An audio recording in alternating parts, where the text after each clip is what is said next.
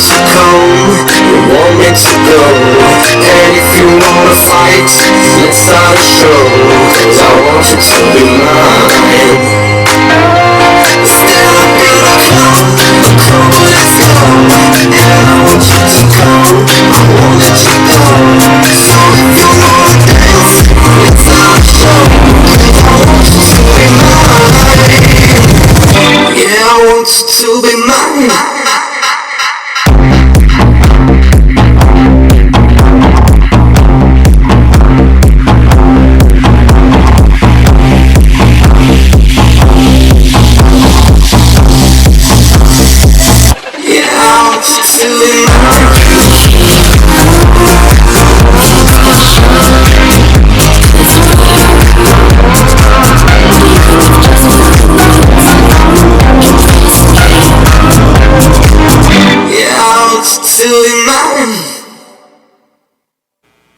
Buenas noches a todos, son las 9:07 de la noche de hoy, viernes 5 de marzo del año 2021. Mi nombre es John Torres y este es el resumen de las noticias económicas del día de hoy. Siempre diré que este es un programa de economía, pero totalmente diferente por el tipo de música que coloco los viernes. Por ejemplo, estábamos escuchando a un dúo francés que se llama Offenbach con su canción más conocida, que es Be Mine. Esta es una canción del año 2016 y así entonces estamos comenzando hoy el resumen de las noticias económicas. Bueno, es viernes, ya saben, música de viernes, y más esta semanita que estuvo, los que estamos en bolsa y esto, movidita, ¿no? Mucha volatilidad, y bueno, ahora a descansar, a reflexionar y a respirar un poco, porque bueno, los mercados desde el crash del 2020, aunque siempre subieron, se ha vuelto un poco loco y un poco fuera de lo normal, y hay que entenderlos muy bien, hay que analizarlos muy bien, pero eso desgasta, pero bueno, es viernes. Quiero saludar a los que me escuchan en vivo en este momento en Radio Dato Economía, los que escuchan el podcast en Spotify, los que escuchan el podcast en Apple Podcast y también los que me escuchan en YouTube. Bueno, vamos a iniciar. Vamos a comenzar con datos macro en Europa. Vamos a comenzar con órdenes de fábrica en Alemania del mes de enero. Se esperaba un aumento del 0,5% y se tuvo un aumento del 1,4%. Y esto va muy a la par con todos estos PMI manufactureros que hemos tenido. Bueno, venta minoristas en Italia, mes de enero, se esperaba menos 0,5% y terminó en menos 3%. Ya sabemos que los datos de ventas minoristas horribles que los hemos tenido en Europa. Bueno, todo el tema de los bonos que siempre ha dado que hablar. Hoy en la madrugada fue Japón el que dijo, bueno, es que hay que tenerle cuidado y vamos a intervenir. Y el Banco Central Europeo también salió a hablar al respecto. Dijo que la idea del Banco Central Europeo es reducir como la preocupación y el estrés que hay por el crecimiento de los rendimientos de los bonos, y lo pueden hacer ellos sugieren que pueden hacerlo con intervenciones verbales o comprando bonos. Cualquiera de las dos formas. Y primero, si sigue de una manera muy abrupta, pues a nivel verbal para calmar el mercado, o si no, comprando bonos. O sea, el Banco Central Europeo, Japón, sí haciendo lo que debería hacer la Reserva Federal, pero bueno, eso ya lo hablaremos en un momentico. Quería entonces salir de esto, que era el dato de Europa respecto también, porque como les digo, eso es una cosa a nivel mundial. Bueno, pasamos a Estados Unidos. Hoy tuvimos los datos de las nóminas no agrícolas en Estados Unidos, un dato que es muy importante. Se estimaba un aumento de 198,000 y terminó en 379,000, un dato poderoso. Dice que hubo mucho aumento por ejemplo, aparte de restaurantes, meseros, cocineros, de ese tipo de cosas, que hubo un gran aumento de este dato de empleo. Y la tasa de desempleo en Estados Unidos en febrero se estimaba 6,3 y cayó un poquito a 6,2%. Bueno, esta semana hemos tenido muchas declaraciones de la Reserva Federal, del miembro de la Reserva Federal, y pues vamos a terminar la semana con lo mismo. Cascario, la Fed de de Minneapolis. El aumento de los rendimientos de los bonos no me preocuparía y podría ser en algún momento que se necesita una respuesta por parte de la Reserva Federal, pero él no ve para nada eso. Y también Cascara dice que no le preocupa para nada la inflación. Mester de la Fed de Cleveland: el mercado de bonos está reflejando la fortaleza de los datos económicos. Bullard de la Fed de San Luis: el rendimiento del bono de 10 años acaba de volver a un nivel bastante bueno. Son niveles antes de la pandemia, pero para Bullard es un rendimiento todavía muy bajo. Y Bullard dice que sabe que la Reserva Federal tiene todo el respecto a la inflación, lo tiene bastante controlado. Terminamos la semana todos repitiendo el mismo discurso. No vi a Kaplan esta semana, que Kaplan es de las personas de la Fed que siempre dice las cosas como son, pero esta semana no sé, o se me escapó, o de verdad que no habló. Esperaremos la otra semana a ver qué dice Kaplan, pero imagino que hay veces que suelta por ahí algún detallito. Por ahí, ¿quién fue? No me acuerdo, es que son tantos, que sí habló que podía intervenirse la curva de tipos. El único por ahí que ha hablado, que no me acuerdo quién fue, pero el resto de todos lo mismo. No les preocupa el aumento de los bonos, no les preocupa la inflación. Y bueno, y es que además, si vemos las dos declaraciones, tienen que ver mucho, porque imagínense que el Jerome Powell hubiera salido el otro día a decir: no, vamos a intervenir porque la rentabilidad del bono está en 1,55, 57. Entonces, eso diría que en verdad hay una preocupación por la inflación, porque es que hay una gran relación entre la rentabilidad del bono de 10 años y la inflación, pero entonces no contradicen eso. También es que varios representantes de la Reserva Federal que dicen, y varios, no solamente la Reserva Federal, y algún analista por ahí dice que es que parece que se está exagerando mucho con los niveles de inflación.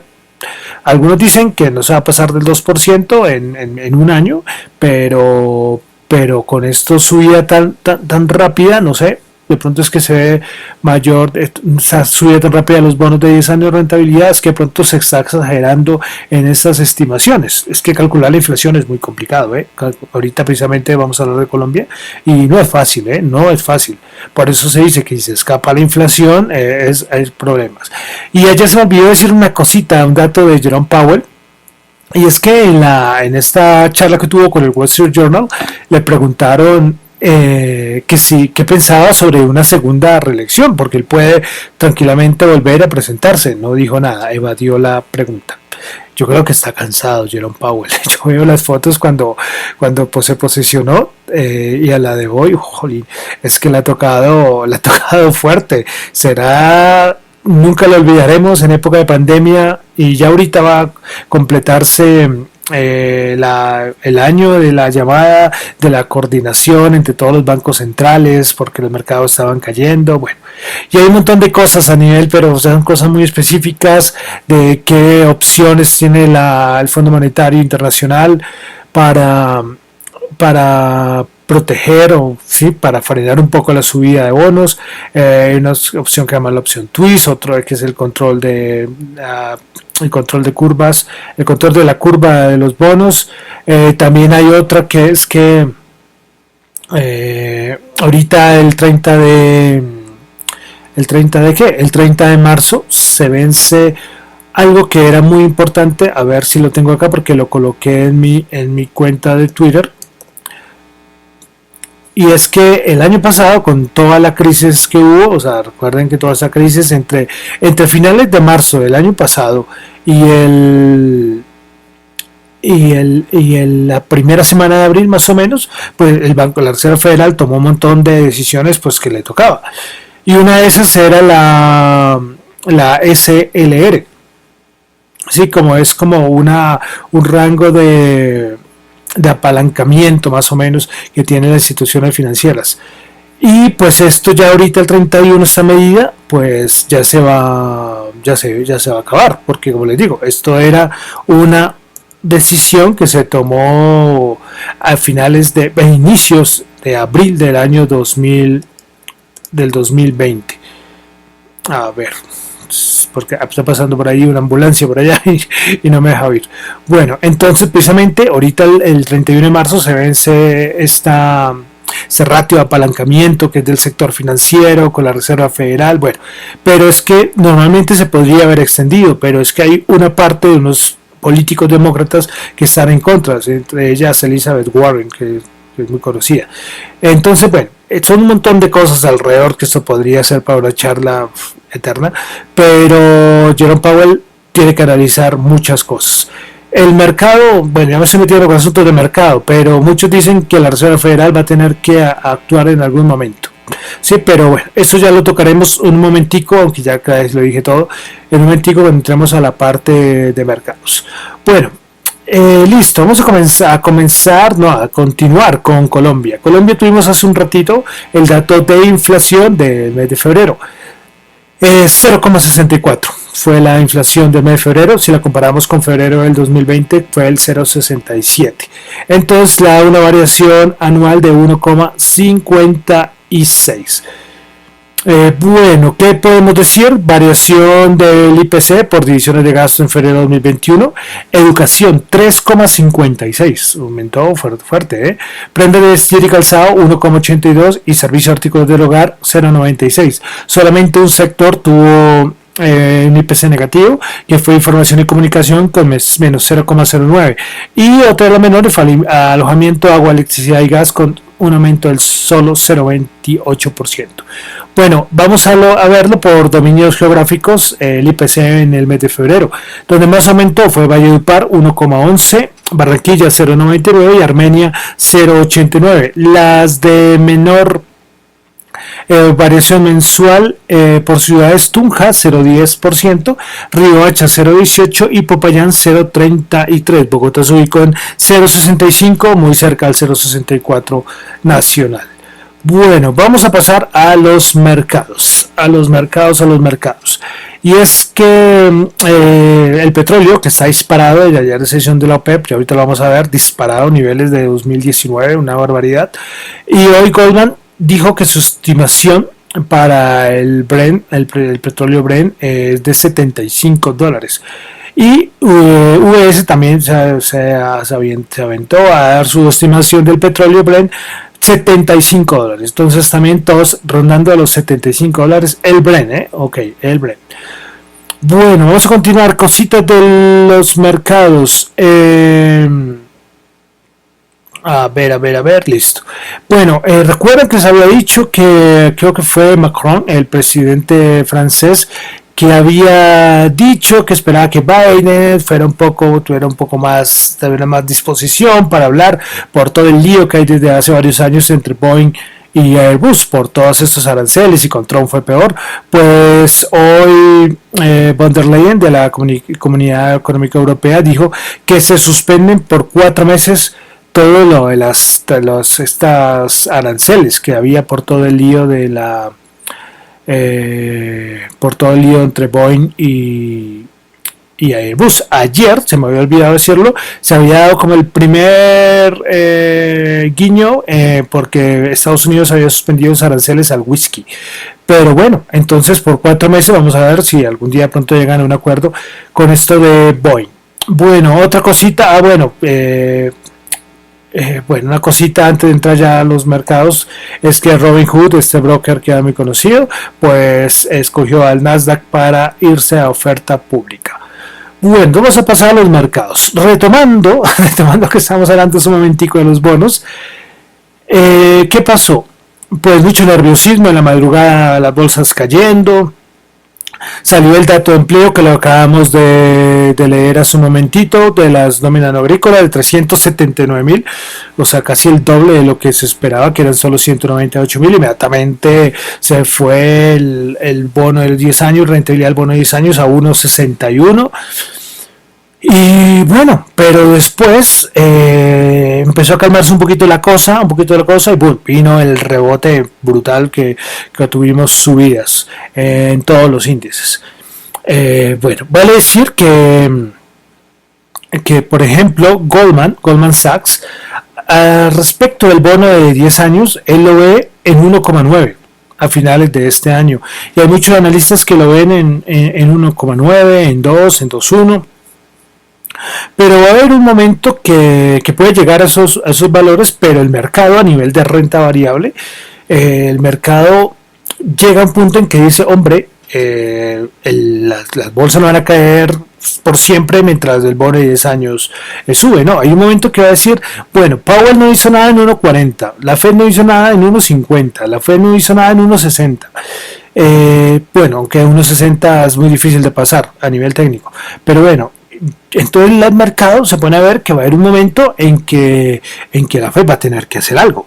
Es que esto en algún momento, él también un analista hoy decía eso, que la Fed va a tener que hacer algo en algún momento, no se van a quedar con los brazos cruzados diciendo que le importa poco todo esto de los bonos. Entonces es importante y el mercado va a ver eso. Entonces cuando el mercado vea eso, que va a haber una intervención, por ejemplo, de la curva en la parte larga, bueno, pero entonces esto va a ser un impulso para las bolsas. Puede ser que la corrección haya terminado, no se sabe, eso es imposible saberlo, pero la venta que ha habido y la parte tecnológica ha sido una barbaridad. Tesla estaba cayendo casi como el 35% desde máximos históricos, todo Amazon, bueno, todo es una barbaridad y el Nasdaq en sí una sobreventa tremenda. Y así como uno no puede decir que todo siempre sube, no todo siempre baja. Eso sí lo tenemos muy claro. Entonces eso es lo que pasa con los bonos. Terminó en 1,57.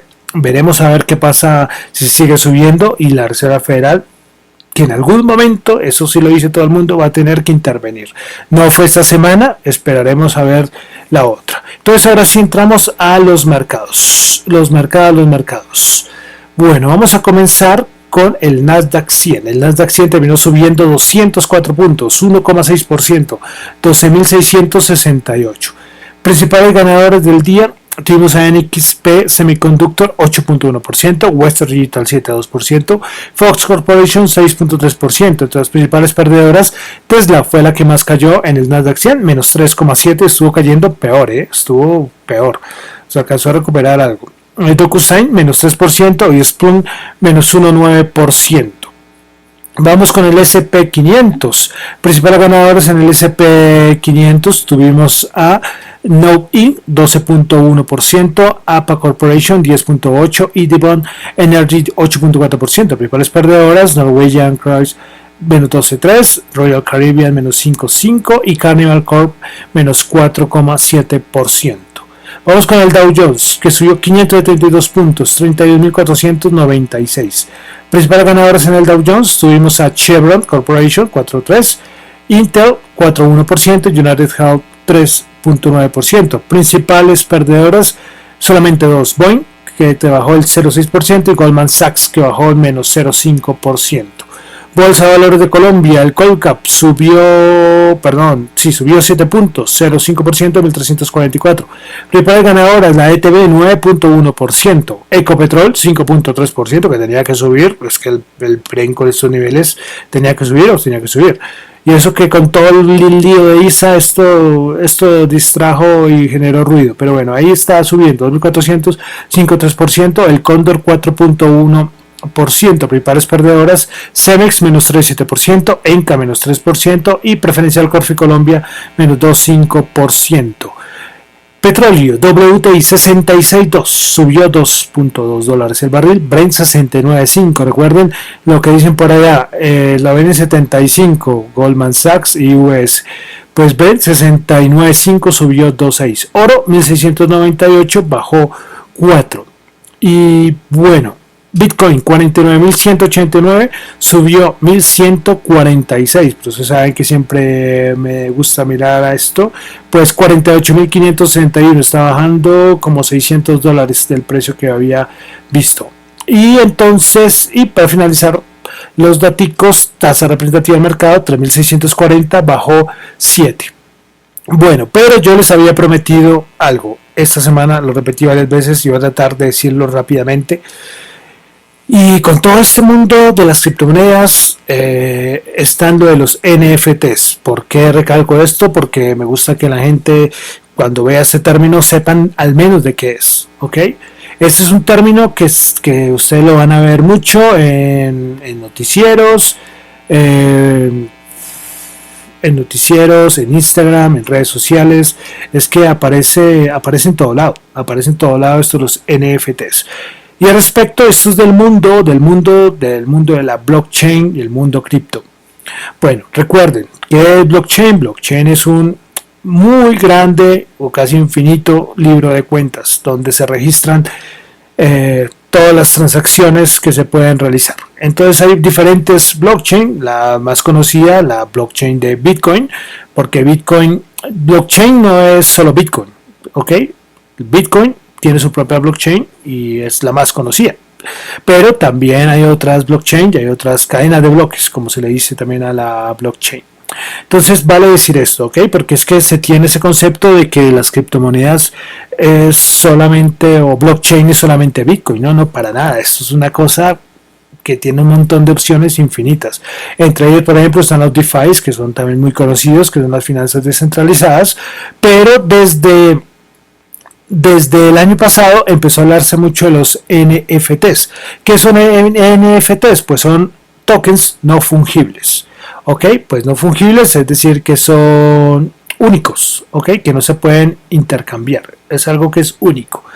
Bueno, esto de los NFTs se basa principalmente en la blockchain de Ethereum. Ethereum, recuerden que es como la segunda criptomoneda más importante en el mundo cripto. Siempre está Bitcoin primero y después está Ethereum. Bueno, pues en esta red de Ethereum se empezó a generar lo de los NFTs, estos tokens no fungibles. Bueno, esto de los NFTs no es nuevo, es decir, en el 2017, cuando todo el gran furor de las criptomonedas del 2017, que llegó a $20,000 el Bitcoin, pues empezaron a aparecer unos gatitos, ¿sí? Unos CryptoKitties, que eran unos gaticos digitales. Y bueno, la gente empezó a pagar por estos gaticos digitales. Listo, me gusta ese gatico, voy a pagar, yo no sé, haciendo un cambio que se pagaba en Ethereum, pero voy a decir, pagó $17,000, pagué $5,000, pagué $3,000, que todo el mundo decía, pero esta gente, ¿qué le pasa? ¿Sí? Pero es que claro, como no eran no fungibles, eran como unos artículos de colección. ¿Ok? Pues esto fue euforia y una cosa un poco loca en ese momento, pero fue pasando el tiempo. Lo de los CryptoKitties sigue al día de hoy, pero la gente empezó a decir, hombre, esto de los NFTs no son solamente CryptoKitties, esto se le pueden dar mucho más uso. Entonces, ¿qué pasó? Empezaron a meter arte, empezaron a meter música, se empezaron a meter los NFTs en los videojuegos, porque claro, se relaciona los NFTs con artículos de colección y que eso es una cosa que se puede registrar, que solo es una cosa pues que no quiero enredarme, pero es como son activos, que es algo coleccionable y es algo único. Entonces, claro, ya los NFTs se han metido con el arte, ya Christie's ya subastó una obra digital, yo no sé en cuánto, porque en los NFTs, como en la blockchain, al ser algo descentralizado, ahí se puede registrar el nombre de la obra, quién la hizo, quién es el dueño, cuánto se vendió. Bueno, todo este tipo de datos se pueden registrar. Entonces esto va en contra de la falsificación porque lo evita. Recuerden que cuando se falsifica es que alguien hace una obra y hay alguien que la falsifica. Claro, en la blockchain, como es una cosa totalmente descentralizada, esto se saca, esto un tercero o el falsificador no va a estar, porque todo está registrado en la blockchain. Y recuerden que la blockchain es algo que es totalmente público y no se puede alterar. Son las ventajas de la blockchain. Entonces los NFTs, estos tokens no fungibles, están metidos ahora en esto y ahora hay de todo. Precisamente salió la noticia estos días que un DJ, no me acuerdo, un DJ estadounidense, por medio de NFTs, pues cogió y vendió un disco, su música, como por $10 millones, una cosa así, una barbaridad. Pero claro, la persona que compró eso es que la quiere para él, es un artículo de colección. Si ustedes tuvieron en algún momento un artículo de colección, yo que sé, un muñequito de colección, algo de colección que era solamente suyo y que por ejemplo hay cosas que dicen, no, esto es único, ¿sí? Entonces ahora está en la parte digital. Por eso ya hay obras de arte digitales, ya hay unos tarjetas de colección, porque hay muchos deportistas que se están metiendo en esto. Y bueno, el problema es cómo se coloca el precio de esto. Esto es como no sé, uno dice, hombre, listo, ok, esta obra me parece muy bonita, pero uno cómo calcula el precio. Y claro, ahí viene el sentido de cómo se calcula el precio del arte, por ejemplo. Pero esto ya es otra discusión.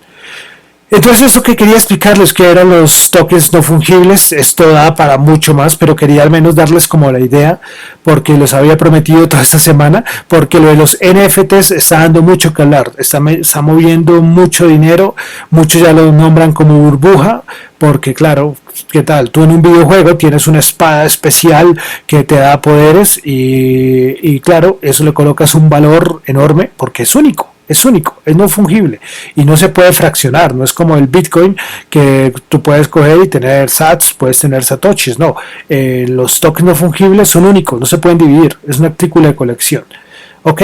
Pero metido en todo el mundo de la blockchain. Entonces quería decirles esto, yo se los había prometido y espero que esta explicación rápida les haya generado como alguna idea. Ya después ustedes pueden leer por su cuenta, en YouTube, en Google pueden, ya hay un montón, hay muchísimo material, con qué tokens, con qué criptos se compra, cómo se pueden hacer, dónde se venden, dónde se intercambian.